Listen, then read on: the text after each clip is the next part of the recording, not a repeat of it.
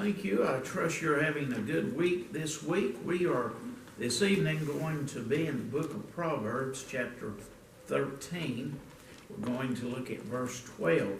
Proverbs 13 and verse 12. I do not know, I'm not counting, but I do not know how many sermons I've preached from the book of Proverbs. I have been preaching, obviously. If you've been here, you know I've preached a lot from the book of Proverbs, and just a tremendous book. But notice with me, if you will, in chapter 13, and I think I've told you the wrong verse. In fact, I know I did. It's chapter, I've got them wrong. It's chapter 12, verse 13. Chapter 12, verse 13. Not to be dismissive of 13:12, because that's a good verse, but this is Proverbs 13, or verse 13 of chapter 12. The wicked is ensnared or snared by the transgression of his lips, but the just shall come out of trouble. The wicked is snared by the transgression of his lips, but the just shall come out of trouble. Years ago, I remember a man and his wife was getting on to him about something, and he looked over at me and another individual and he said, "It seems like I'm either in trouble, coming out of trouble, or going back into trouble." And I remember that, and I thought that was pretty funny. I thought of that in this verse of Scripture. We ought never to evaluate people by any one given moment. And as people, we ought not to evaluate our lives by any one given moment. Your life, because it's going good right now, that doesn't mean that's the definition of the course of your life.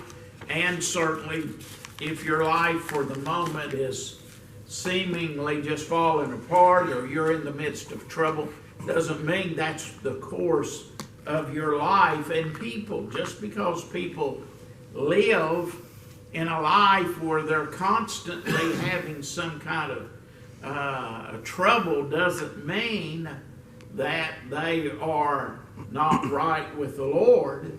And neither does it mean if a person is living and appears not to have any trouble, that their life isn't filled with trouble, or isn't headed in the course of trouble. So we need to learn that things go deeper. Things go deeper. And we ought not to judge the character of people just by the presence or the absence of trouble at any given moment. On the contrary, we ought to look at how people handle themselves and are in trouble, how they are when they are in trouble, as to kind of gain some appreciation for their character or lack thereof. I remember, I don't know if it's Chase or Colton, when we were in Texas, both of them attended a school, elementary school, a couple blocks from our house called Zavala Elementary.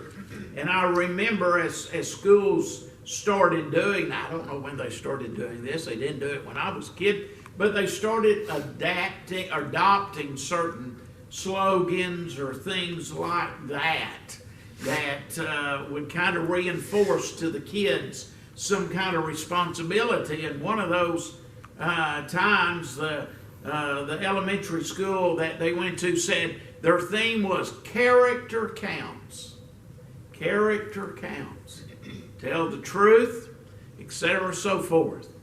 And I was thinking about that the other day when I was looking at this sermon. I got to thinking, I wonder if you can even do that anymore, the way things are going with whose character, whose definition of character, and how do you define it? What character is to you may not be to someone else, and all this kind of stuff that we've gotten into. But back then, character counts. Means that you tell the truth, you do right, etc., and so forth. And I look at this verse, I think, really trouble reveals character. And in this verse of Scripture, it says that the character of a person is revealed by how they are in their trouble and how the trouble is. Notice what Solomon says. He says, the wicked is snared by the transgression of his lips. The just shall come out of trouble. So we've got two people that are presented to us, the wicked and the just. And we need to read that as it says. God sees the wicked and the just. Now, he doesn't always see the just as always living as they should, but the just by nature. And notice then that the wicked will be snared by the transgression of his lips. The just shall come out of trouble. So the first thing we see in this verse is the character of the person will determine their outcome. And that's true morally to a great extent, but it's sure true spiritually. If you are spiritually wicked, or if you do not have a relationship with the Lord, if you have the character that is against the Lord, then you will be snared by the transgression of your lips. I got to thinking about that, and I thought, well, it could mean, I'm not saying it does mean, the just sometimes has transgression of lips.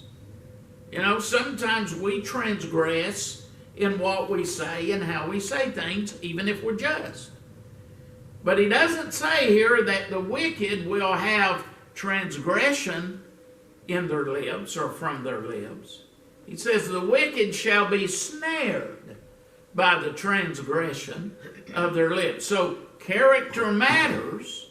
Character matters, and what he's saying is that the wicked will have an outcome in their trouble or from their trouble that is different than those who are just. And we'll talk about that a little bit more in just a moment. But remember, the word wicked means evil against God and against people of God, against the things of God. It really hates the things of God. The wicked really hate the things of God. Look at verse 12. The wicked desireth the net of evil men. The wicked desireth the net of evil men. They not only like to run with evil men, but they desire to entrap other people as wicked men do.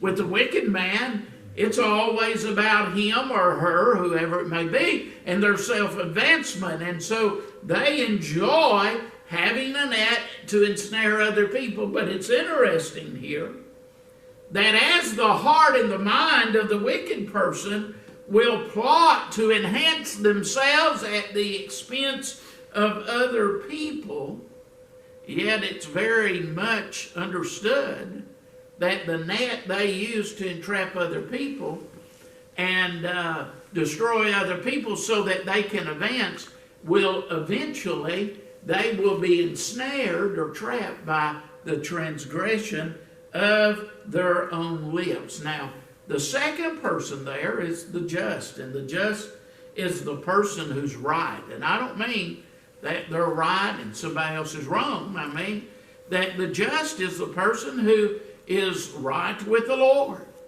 And that's what they want to be, is right with the Lord. So they are principled in and of themselves. They are principled in and of themselves. Now, this person has a good depth to their spiritual character. Proof in point is to look back at verse 10. In verse 10, a righteous man, in other words, a just man, regardeth the life of his beast. You know how much compassion, you know how much character the righteous, the just man has? Well, you can see he's got a lot of character. He's got a lot of just in his spirit, because even he will treat even his animals with dignity and compassion. That's how deeply he goes in his character. So you have one here who's wicked, who's evil, who's trying to use whatever means and methods he can, even if it means to entrap other people so that he can get ahead, so that he can go ahead. And yet, the problem with him is that in his troubles will come because of the transgression of his lips. But in contrast is the right or the just man who has such deep spiritual compassion and interest in others that it flows even down to the lowest of the animals that he owns. So the character of the people that Solomon is showing to us are far different. You see, the great thing about character is that character isn't really what you become in trouble. Trouble goes to the depths of your being, and it reveals the depths of you as a person. And to the just man, you can take him to the very depths of his soul, and he will show the character of righteousness. The wicked man may put forth a front of righteousness. He may put forth a front of neighborliness, etc., so forth. But when you get down to his core, you'll see he is as rotten as he can be. So the character of persons are revealed by how they handle their trouble. And we'll talk more about that in just a second. But notice the character of the person. The wicked will not come out of trouble, and neither will the just be ensnared or trapped by the transgression of their lips. Now again, I don't know that that means that the righteous or the just never transgress with their lips, but they won't be trapped by them. So the first thing we see is the character of the person, the wicked and the just. Now, the second thing, notice their character of their performance. What happens to them in time of trouble? Well, the wicked is snared or trapped. The just shall come out of trouble. So you have one who's trapped, and you have the other one who has been in trouble, but they're coming out of that. Now, again, remember that the wicked is seeking a snare or a net in verse 12 to trap other people, but it comes back on him. It comes back on him because he is entrapped by the transgression of his lip. Who entrapped the wicked? No one but himself. How did he do it? Or how was it done? Through nothing else but just what he said and the instrument of his lips. In other words, he dug a hole and he fell into it. He dug a hole for someone else, but he fell into it. And that's what happens. Eventually, the wicked, the evil one, will suffer from the way of his character. I remember in the book of Psalms, the psalmist would often get so frustrated and irritated about how God seemingly let the wicked live. And they didn't seem to ever have any troubles. And I love the way the psalmist says in one psalm, and I'm paraphrasing, because I don't have this in my notes, but he said, and he didn't say, And I told you I'm paraphrasing. He said, I went into the house of God. He said, when I went into the house of God, he said, then I understood the end of the wicked. The end of the wicked is that he's going to ensnare himself. And we don't know. We don't know with the wicked when that will come. But notice it says the transgression of his lips. And the lips are the instrument of our words. In other words, the wicked will tie himself up. He'll tie himself up. I remember years ago, and I think I told you this story before, because mainly because of who said it. I thought I need to remember that because it's probably a lot of truth to it. But Brother R.T. Parrott, who was president of the seminary when I was going to seminary in Marlow, taught us young preachers, said that when you pastor and you start dealing with people who are evil, and he said there's evil people in churches. I mean, it shouldn't be, but we're not talking about what shouldn't be. We're talking about how people are. And he says if you start dealing with people of evil intentions, people who are after you and they're determined to destroy you and your ministry, he said you give them enough rope and they'll hang themselves. And I found that to be really true. I found that to really be true. And sometimes they hang themselves by what they say. Sometimes by what they do, but sometimes they hang themselves by what they say. And the wicked shall trap themselves by the transgression of their lips. Now notice the just. Notice the just. Now, I'm going to share with you something that is one of those things that for me personally is just tremendous when I think about it.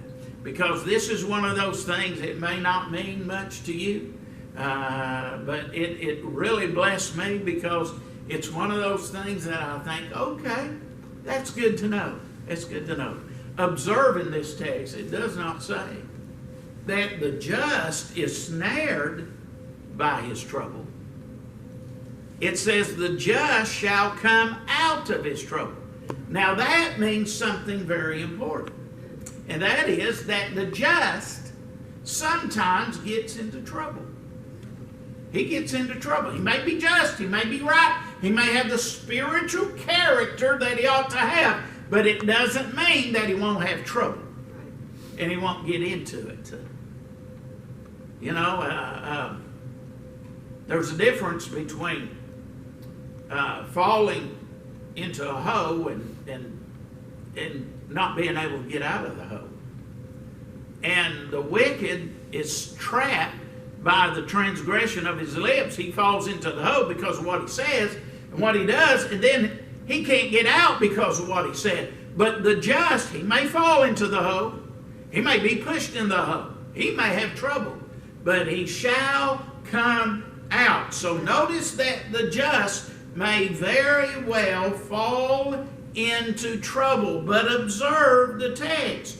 He will not stay in trouble. The Lord won't let him. He may stay there longer than he wants to. He may not get out as quick as he wants to, but he will get out. He will get out. You know the story, obviously, of Joseph in the pit and what his brethren did to him. The last thing the brethren of Joseph thought is that if he got out of the hole, he would become eventually one of the top dogs in Egypt. They never dreamed it. They never thought it. They thought he'd be in trouble, he'd stay in trouble. But the just shall come out of trouble. They do. Why? Because they're just people. They're as just in the pit that they've been thrown into as they are when they are sitting by the king of Egypt. They're just the same people. They're just the same people. Trouble does not define them. Trouble reveals reveals of who they are. They perform, if I can use that word, in spiritual character. That's how they are. That's how they are. I remember doing a study for teen camp and church camp one time on Joseph, and it just struck me how he was a man who was the same wherever he was. He was the same when he was in the pit. Now, it took him a while to develop spiritually. And I don't mean to say by any measure spiritually when he was in the pit he was as the same guy he was later on. What I'm saying is the formation of his spiritual character was starting to take place. But you remember when he could have sinned with Potiphar's wife, that he said, this sin, yeah, nobody might see it. No one might ever know it. But it would be a sin against God. And I would know it. His spiritual character, he was just the same. And when he got into the place of power and prestige, same guy.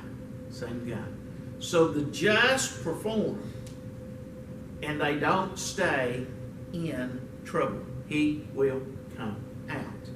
And then notice the problem, the character of the problem. The character of the problem for the evil man is his transgression. Doesn't say that the wicked is snared by their lips. It says the wicked is snared or entrapped by the transgression of their lips. And the reason for that is because transgression reveals who they are. Their transgression reveals who they are. Not their lips, but the transgression of their lips. So invariably with the evil man, it's going to come out that he's against God. By the way, the word wicked in our text means rebellion. Rebellion, basically. Revolting against God. So invariably, the truth of the rebellion against God comes out and it traps them. God's not going to help someone who is entrapped because they've rebelled against him, because they don't acknowledge him and such as that. So they remain there. This is what Jesus said over in Luke chapter 6 and verse 45. A good man, a right man, a just man, out of the good treasure of his heart bringeth forth that which is good. I mean, you got a good heart, a heart that's just and right with God. With that treasure in that heart that is right and just with God, it's going to come out. And it's going to be identified as good. But, he said, an evil man, out of the evil treasure of his heart, bringeth forth that which is evil. And here's the principle of this. For of the abundance of the heart, his mouth speaketh. So this kind of takes us back to what Solomon is saying. Is the reason why the wicked is trapped is because their lips have proven the transgression from the heart that invariably comes through what they say, how they live. It just invariably works its way up. You watch somebody that's rebellious, and when you've been rebellious, invariably your rebellion traps you. It snares you. It's going to come out. It's going to come out. You can only do so much for so long in trying to keep it down, but it comes out. And then you got a problem. But the just shall come out of trouble. And the word trouble here is an interesting word because it's different than some other words. It means, I'm going to use these two words, tightness. or adversity. And it's pretty well given that it's not a tightness you put on yourself. And it's not an adversity that you brought on yourself. This is a tightness, a pressurized situation that was brought to you by someone else or something else. And this is adversity that has come to you outside of yourself. But a just man will get out of it, because God brings him out of it. He brings him out of it.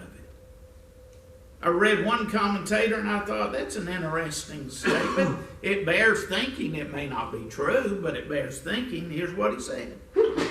It may be that a just man is brought out of trouble because his words bring him out of trouble.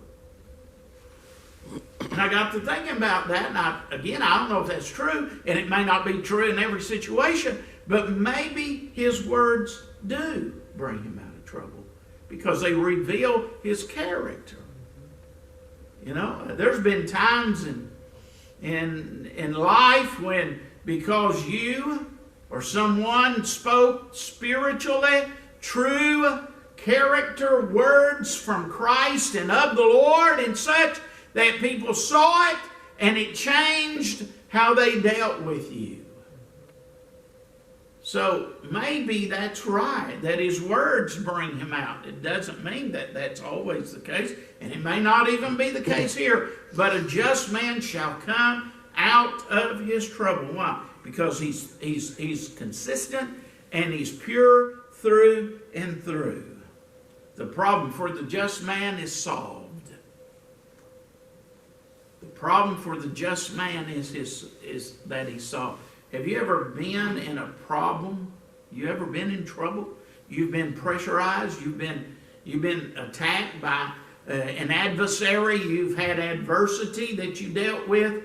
And one moment it just seems to you like it is beyond your conception, your consideration of how you can get out of that. And then in a matter of a day or two, God's taking care of the whole situation. I don't know how many times that's happened to me. Even in ministry, I think, what am I going to do with this issue? What am I going to do with this problem? And a lot of times God, he doesn't say this, but here's what he's saying.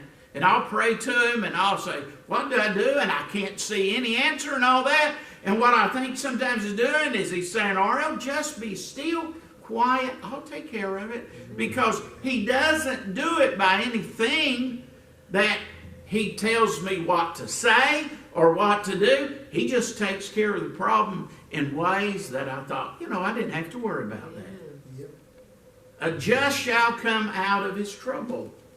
So his problem will be solved. God solves it some way, somehow, sometimes beyond anything that we can imagine. And he does not succumb to the pressure that he must bear. Let's go back to verse 12. The wicked desire the root or the net of evil men, but the root of the righteous yieldeth fruit. Now look at that last statement.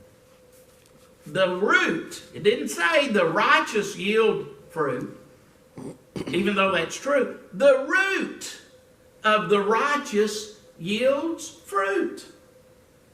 Now we understand rooting as for stability and endurance and such as that, but when we think about fruit, we don't think about the root. We think about what we see and what's at the end of the plant or the vegetation. But notice Solomon says, it's the root of the righteous that brings forth fruit. Where did it start? By its roots. The spiritual character of the just man, of the right man, will bring forth fruit. And he'll come out of his trouble, even as the rebellious one against God is entrapped and snared by the transgression of his lips. Where we are with trouble, our status in trouble will always reveal our character. And I can't help but go back to Job. and think about the fact that Job's spiritual integrity